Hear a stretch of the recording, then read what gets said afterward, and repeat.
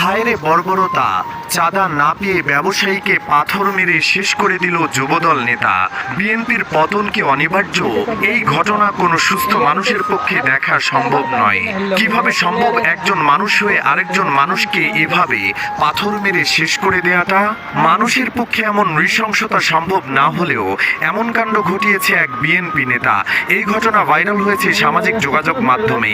এরপর থেকে মানুষ বিএনপির 14 গোষ্ঠী উদ্ধার করছে। অবর্ণনীয় এই ঘটনাটি ঘটেছে রাজধানীর পুরান ঢাকায়, যে ঘটনা আমাদেরকে ফিরিয়ে নিয়ে যায় ৮,০০০ বছর আগের জাহিলিয়াতের যুগে। কি ঘটেছিল আসলে রাজধানীর পুরান ঢাকায়?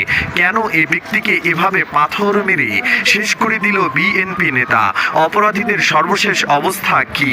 চলুন বিস্তারিত জেনে নেওয়া যাক। 2 মাস ধরে হুমকি দিয়েছে, এরপর আঘাত করতে করতে উলঙ্গ করেছে, মাথায় পাথর মেরে প্রাণ নিয়েছে, কিন্তু মরদেহ লুকায়নি, বরং হাত